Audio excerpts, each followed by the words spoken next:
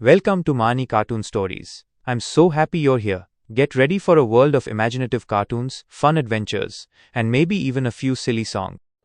माँ सिर्फ देना जानती हैं। मम्मी, आपका ये कुकिंग वाला शौक हमें बहुत महंगा पड़ रहा है। घर में सब कुक के हाथ का बना खाना खाते हैं, फिर भी आप अलग से खाना फेंकने के लिए क्यों बनाती हो? पता भी है कि इस तरह कितना पैसा खर्च होता है।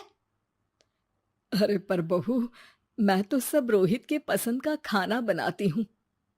मम्मी, वो सब मुझे बचपन में पसंद था। अब इतना तेल खिलाकर बीमार करोगी क्या? वैसे भी मैं पूरा समय कभी क्लाइंट तो कभी बॉस के साथ मीटिंग में रहता हूँ, इसलिए आप अपनी बर्बादी को मेरा नाम तो मत ही दीजिएगा।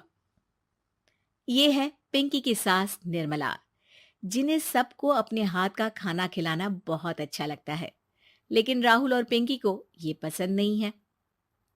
इसी के चलते वो निर्मला को खाना बनाने के लिए 10 बातें सुनाकर वहां से चले जाते हैं। मेरे मन में तो सिर्फ अपने बच्चों के लिए प्यार है, पर शायद अब उन्हें मेरी जरूरत नहीं है। मुझे गांव वापस चले जाना चाहिए। जहां एक तरफ निर्मला दोबारा गांव जाने के बारे में सोच रही होती है, वहीं उसका पोता परम अपनी दादी के शौक को प्रोफेशन में बदलने का आइडिया सोच रहा होता है। अगली सुबह निर्मला गांव वापस जाने के लिए कपड़े पैक कर ही रही होती है कि परम फोन लेकर दादी के पास पहुंचता है। दादी, आप कहीं नहीं जाओगी? अरे नहीं बेटा, मेरा गांव चले जाना ही ठीक रहेगा। इससे तुम्हारे मम्मी पापा की सारी दिक्कतें भी खत्म हो जाएगी। दादी, वो तो ना आपके आने से पहले कम थी और ना ही आपके जाने से खत्म होगी। उन्हें हमेशा पैसों की टेंशन में ही रहना है। मेरे पास आपको यहाँ रोकने का आइडिया है। आइडिया? मतलब मैं कुछ समझी नहीं।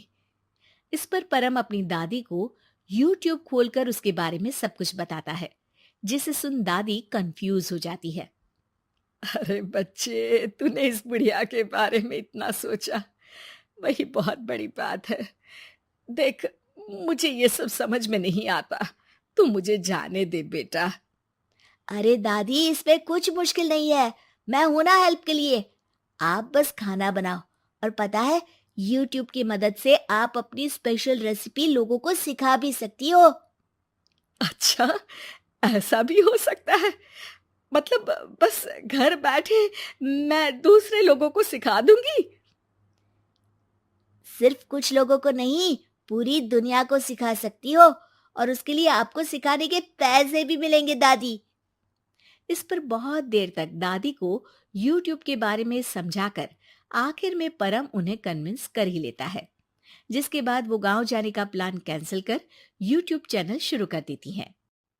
हमने ये शुरू तो कर दिया, पर इससे कहीं रोहित और पिंकी को दिक्कत ना हो बेटा। दादी, वो आपके बारे में नहीं सोचते तो आप क्यों उनके बारे में इतना सोच रही हो? इसके बाद दादी पोता मिलकर खाने की वीडियो और साथ ही उनके ट्यूटोरियल की वीडियो बनाकर उन्हें YouTube चैनल पर अपलोड करने लगते हैं। सब खुशी से चल रहा होता है कि कुछ हफ्तों में ही पिंकी को इसकी खबर हो जाती है।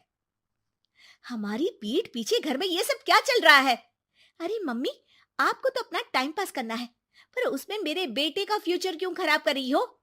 पढ़ाई के टाइम आपके साथ किचन में लगा रहेगा तो फेल ही हो जाएगा ना। वैसे इस YouTube वाले के शौक के लिए आप जो फैंसी डिशेस बना रही हो, उसके पैसे कहाँ से आ रहे हैं? मम्मी, आपको हमेशा पैसों की चिंता ही क्यों लगी रहती है? और रही बात मेरी पढ़ाई की, तो आपसे ज्यादा दादी को उसकी चिंता है। इसीलिए मेरी पढ़ाई के बाद ही वो ये काम करती है।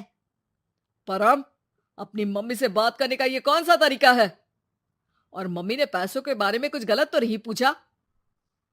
जब घर में हम दोनों कमाते हैं, तो ये पूछने का अधिकार तो है कि पैसे कहाँ इस्तेमाल हो रहा है। मम्मी का ये जानना जरूरी बनता है। पापा, आप अपनी मम्मी से कैसे बात करते हो, ये तो मैं देख ही रहा हूँ। तो आपके मुंह से ये बातें तो अच्छी नहीं लगती। और रही बात पैसों की, तो आप दोनों हर समय मुझसे दूर रहने के कंपेंसेशन में जो पॉकेट मनी देते हो ना, हम उसी से ये सब कर रहे हैं।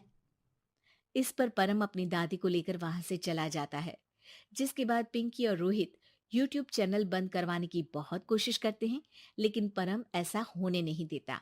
इसी तरह महीने बीत जाते हैं, पर चैनल का कुछ खास ग्रोथ ना देखकर निर्मला निराश हो जाती है।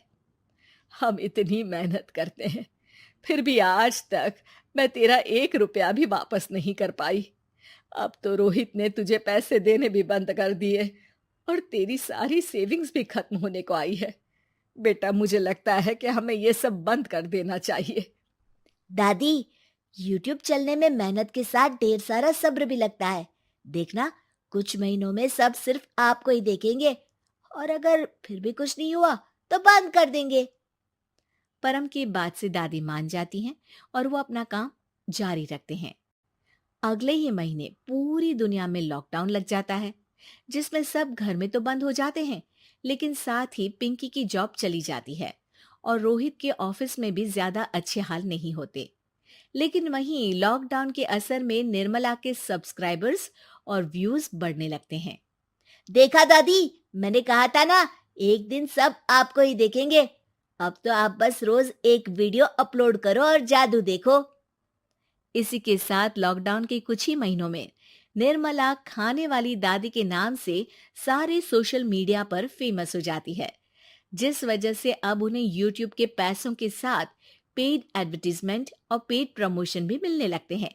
उन्हीं पैसों की मदद से निर्मला अब बेटे बहू की नौकरी ना होने पर घर का खर्चा भी चलाने लगती हैं, जिसे देख रोहित और पिंकी को भी अपनी गलती का एहसास होता है और वो सब मिलकर निर्मला को सपोर्ट करने लगते हैं।